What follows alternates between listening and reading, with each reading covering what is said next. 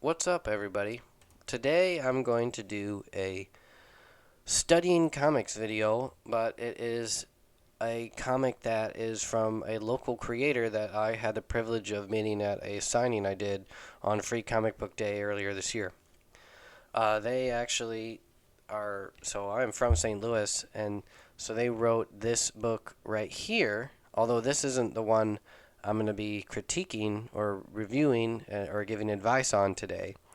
I'm actually going to be giving advice on a series that they've started.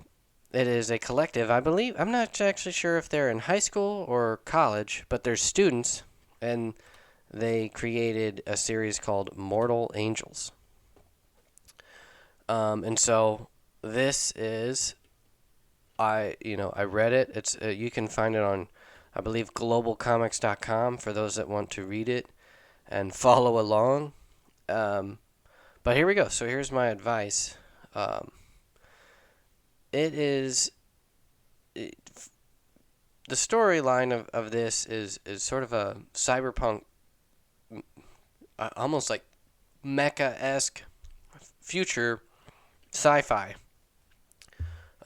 But aside from that, so the first thing I notice when reading this is the grammatical errors. So, for example, on the opening page, uh, I believe through was misspelled as though. Um, then on the opening page with dialogue, the sentence ends with an exclamation point, even though it's a question being asked. And in those cases, you would put both a question mark and an exclamation point at the end of the sentence. And in a few other bubbles, there's like a comma missing, and sometimes it just reads strangely. Um, So grammatical issues aren't usually a big deal if they're rare, but if they're on like the opening page, then that can be an issue because like the opening page has to be the strongest page. And so if your opening page is something that is like just strictly kind of words or like kind of a narrative, almost Star Wars kind of like, scrolling thing or that has to be perfect. you know, if they're just reading something and immediately you're thrown off by spelling errors, it's not a good sign for the rest of it, regardless of how good it is going forward. I would also often suggest that you don't always start like that. Like you'll want to start with artwork also included, and not just strictly, excuse me, just words.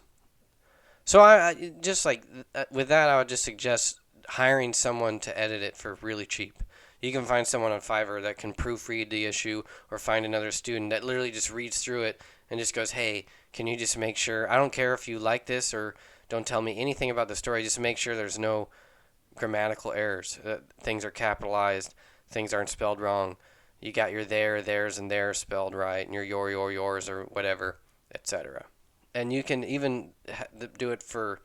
They'll usually do it for free for an editor title or something in the credits. The second thing I noticed was the cover logo. It's good. It's professional looking. I like the solid black outline with the yellow and red. They kind of complement each other well. At first, it seemed a bit hard to read, but I think it fits the style. And since it is still readable, I think it's solid. As far as the artwork and design, the artwork is quite good. It's the style it works for the story. It's kind of the white manga esque. It's of professional quality, or at least very close. And I like the character design. I like the hair of the main character. It's interesting. It's kind of like the dready curls. That, in contrast with like the bald and super tall antagonist, is a good contrast. And I like the way the mechanical arms are done. I love the overall kind of design creativity. So, for example, like in Chapter 2, the spiral staircase or the stairwell going down across multiple panels is well done. That's like a professional way of doing things. Like when you're breaking panel walls or using the artwork to actually create panels, and stretch, and whenever things in their, the foreground blends into the background, um, stylistically. And there was a lot of that, and it was done well. I like the full splash at the end of Chapter 2 and all that. So all artwork, solid. Story, the concept's good. It has a hook. It's that sort of like a cyberpunk Constantine, when angels are sent to fight demons, and in a cyberpunk dystopian future where demons control cities as gods. It's good. I like that. I think that has a strong hook to it. And that alone can build an audience. Um, then the sort of episodic slice of life as we follow like one angel battle one demon to showcase kind of this whole future good versus evil thing. Yeah, I like that too. The dialogue does a pretty good job of conveying the bigger picture. It's a bit confusing at times of what's going on. I did have to reread pages, but that's I don't have specific advice on how to fix that because I suffer from the same thing. Like plenty of people have told me they have to reread my comics as well. So I wish I knew how to not confuse my readers. But I think that just somewhat comes with the territory when you're writing things that are deliberately strange, or deliberately meant to throw people off. But the pacing is on point. I like step by step stories.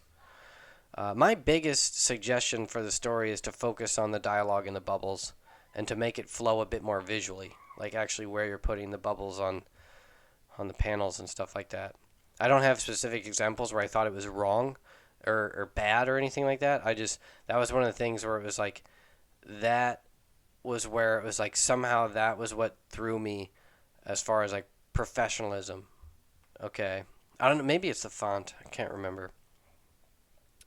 uh anyway, I think overall all in all like my the main thing is hiring an editor or a proofreader to overview everything before you go live, specifically the dialogue. You'll want one person to actually read it to see if it reads smoothly, and another person to actually read through it to make sure there's no errors. you know. Um, and if you didn't have any grammatical errors, like the whole series would read it to me a professional grade, especially for like a web comic, digital comic, and that it could go to print once all that is fine tuned, because story wise, artwork wise, all on point. It's just some of that dialogue and the actual like formatting and grammatical errors and stuff like that.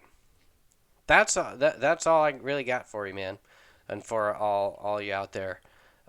Check it out. It's called Mortal Angels. It's on Global Comix, and also yeah, for those that are in St. Louis, check this one out too. Uh, they call themselves Soul Arts 1702. Um, and there's quite a few people involved. Looks like the Graphic Arts Association. I'll be looking more into this, and I'll be reaching back out to these guys. And hopefully that was helpful to some of y'all out there. Thank you. See ya.